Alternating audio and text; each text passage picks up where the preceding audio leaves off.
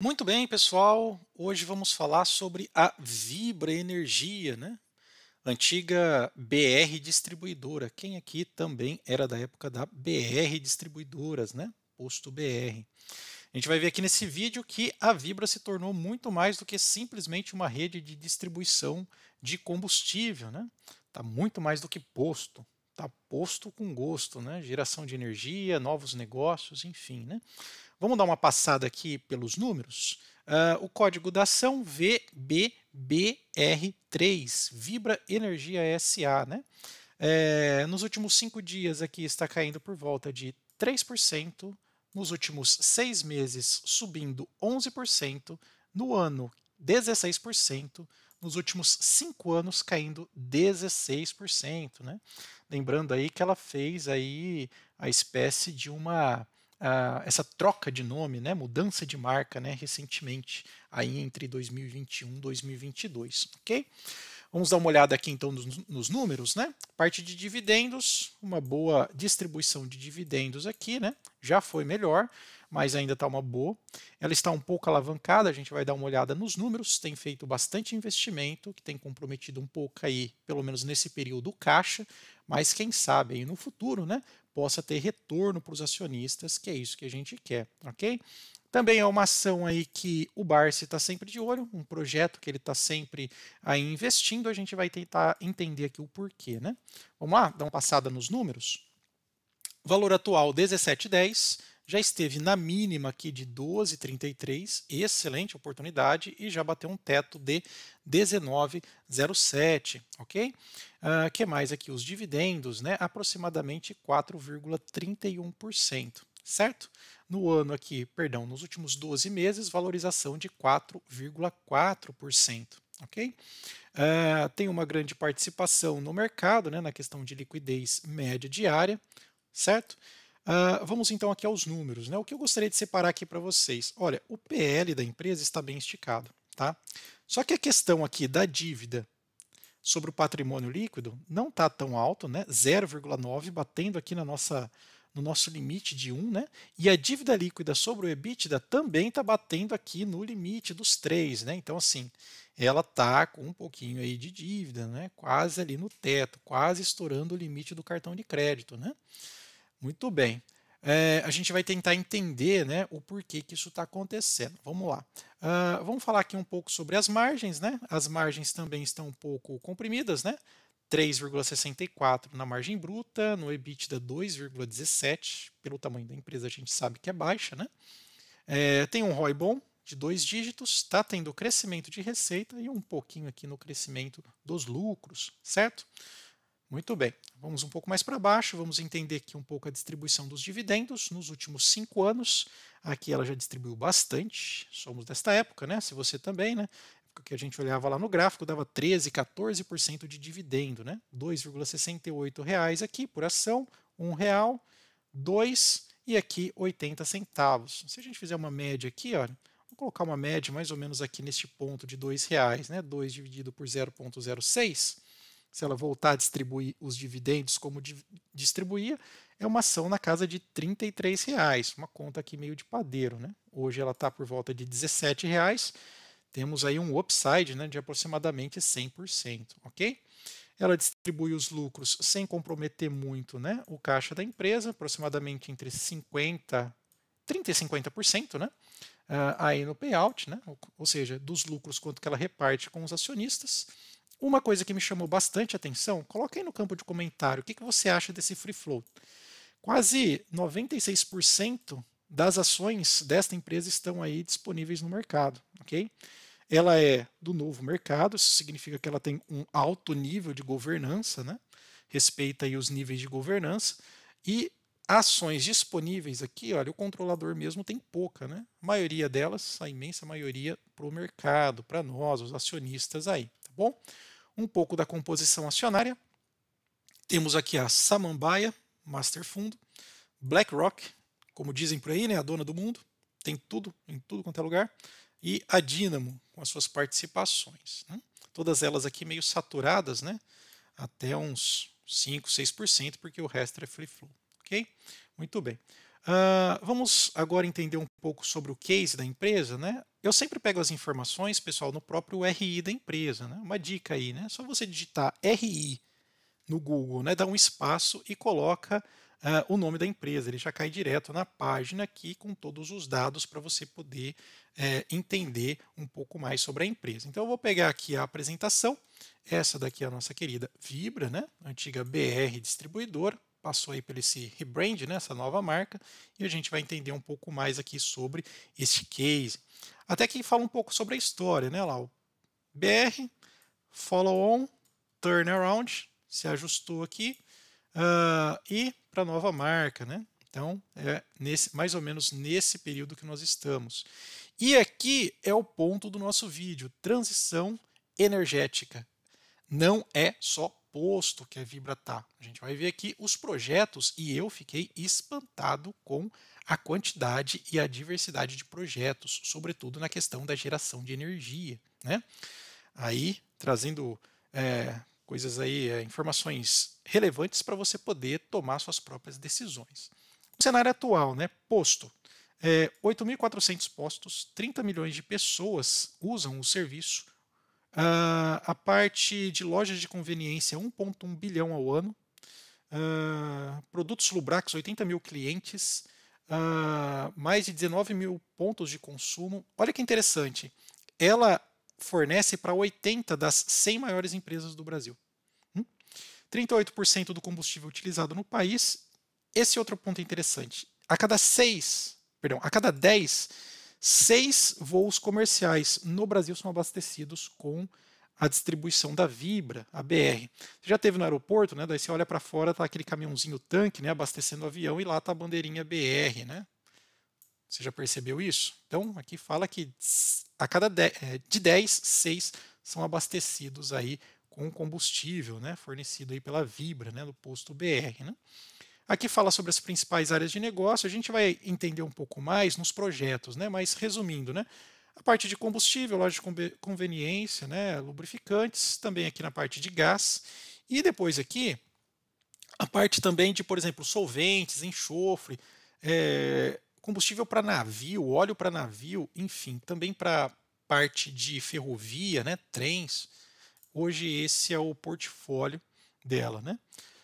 Um pouco aqui sobre as bases de operação, Brasil inteiro, tanto aqui nas questões de distribuição dos postos, né, quanto também a presença nos aeroportos. Ó. Muito, né? 92 áreas operacionais, 42 bases administrativas, olha lá, parques de abastecimento de aeronave, 88. Muita coisa, né? Pois é. Outro ponto interessante que ela menciona, né? Ela já voltou aos índices aqui, olha, do pré-pandemia, ok? Então ela já está voltando aqui no pré-pandemia a questão do volume de combustíveis, né? E produtos aí oferecidos, né? No mercado. Muito bem. O que mais a gente pode colocar? Sim. Aqui é o guidance, né, a perspectiva dela. Então, hoje, né, o que ela está pensando? Fortalecer o que ela já tem, rede de distribuição, lubrificante, conveniência, aviação, etanol e derivados. Né? O que ela vai começar a prospectar? Né, lá, novos vetores de crescimento. Oferta off-grid e on-grid de gás natural e biometano. Né? Qual que é a diferença? O off, basicamente, é você instalar na própria empresa que precisa, né, do gás. E o on-grid, basicamente, seria através de uma rede de tubos e conexões, né? São oleoduto, gasoduto para fornecimento. Né? Reforço da posição energética na geração e distribuição e autoprodução. Eletroposto, programa de relacionamento e conveniência ampliada. Até aqui nessa parte dos eletropostos, aqui, ó, solução para carregamento de veículos elétricos, eu já tenho visto alguns totens de abastecimento nas redes BR por aí, né? Nas estradas. Né? Outras apostas, né, de inovação, hidrogênio e célula de combustível. Muitos tentaram, a Vibra aqui está também neste mercado. Né? A gente sabe da complexidade que é combustível por meio de hidrogênio e também célula de combustível, novos tipos de combustíveis, soluções para mobilidades e áreas aqui de menor interesse, né? Ou seja, que ela está assim, um pezinho meio que fora. Né? Produção de combustível fóssil, geração em escala e distribuição de energia, não é o interesse dela, e infraestrutura de transporte e distribuição de gás natural, né? Ou seja, por meio dos gasodutos aí, né? Não é muito o foco dela, né? Aqui ela fala um pouco sobre a perspectiva e a dependência dos combustíveis fósseis e como que ela entende, né, a sua participação. Por isso até que ela está investindo aqui, a gente vai ver em novas fontes de energia. Tem até no fundo aqui da apresentação, né? Geração de energia eólica. É uma das apostas, né, dos investimentos aqui desta empresa. Talvez por isso, né, o Barsi ali ele está com bons olhos, né? Esta empresa aqui ela está fazendo excelentes investimentos, né, para uma consolidação na transição energética, trocando aí combustíveis fósseis por combustíveis ou fontes renováveis. Até falo, olha, eólica, solar e biomassa, né, através aí do nosso querido etanol, né? Muito bem. O que mais a gente pode falar? As marcas dela. Você já se deparou com alguma dessas marcas? Eu já vi aqui, ó, por exemplo, o Exevolt, né? Uma das marcas aqui, que é a parte do eletroposto, os carregadores, né, de combustíveis elétricos. A gente sabe que isso vai crescer muito. Tem até novas fábricas de veículos elétricos se adentrando no Brasil, a BYD e outras empresas, né? Então vai ter uma demanda por carregadores elétricos. A parte de produção de biometano, né? Sobretudo caminhões que utilizam agora gás natural e biogás, ok? Parte de comercialização de energia, tanto centralizada quanto distribuída, ok? Ela também está se adentrando aqui, através desta nova marca, Comerc Energia, parceria com a Commerce, ok? Nova brand na parte de lojas de conveniência, né? Esse Vem. A parte de etanol também, parceria aqui com a nossa querida Copersucar, fabricante aqui de etanol e comercialização. E o fortalecimento da marca aqui, tanto B2B, né, quanto B2BC, na questão da distribuição de combustíveis e também a parte de lubrificantes, né, venda direta para unidades de negócio, quanto também para clientes e unidades de negócio, né? Muito bem. Vamos descendo um pouco mais, temos bastante coisa para falar. Aqui ela detalha um pouco mais sobre essas marcas, né? A parte do etanol, olha, ela já tem um grande nível de fornecimento da parte de etanol. Parte de biogás, duas novas plantas, né? Aqui fala cidades, né? Jambeiro e Aroeira. Até mostra aqui, né? A parte da instalação, da produção de biogás, biometano. E também os eletropostos. Aqui, eu já vi esses eletropostos aqui em alguns BRs, né? Isso daqui a gente sabe que é o futuro, olha lá. 16 mil recargas mensais. 630 carregadores contratados em 3 estados. Liderança, vai ter mais eletroposto e implantação mais 5 hubs de carga rápida, né? Olha só no app, né, de usuários, 4.500. Ela já está aí na frente, né? Como ela tem uma boa rede de distribuição e posto, colocar isso para ela é uma barreira de entrada muito simples, né? Você concorda? O que você acha? Como que você vê aí a Vibra, antiga BR Distribuidoras, né? Por isso que a gente vai falar aqui que ela é muito mais do que só um posto, né? Ela está bem à frente, né? A parte aqui do player, né, de geração de energia, então ela faz uma composição tanto da sua carteira de clientes aqui na questão atual, né, e com a Comerc aqui, ou Commerce Energia, vai poder aproveitar essa sinergia para também fazer os seus investimentos em geração, né? Vamos entender um pouco mais como isso vai funcionar? Aqui também tem um painelzinho solar, vai fazer tanto a geração distribuída quanto também a geração centralizada, né? Qual que é a diferença, né? Geração centralizada é aquela que você tem uma infraestrutura muito grande para atender alguns clientes, ou seja, você está gerando muita energia, e a distribuída são como se fossem infraestruturas menores para atender ali mais localmente, né? Aqui a gente vai entender, por exemplo, isso que me chamou muita atenção, que me espantou.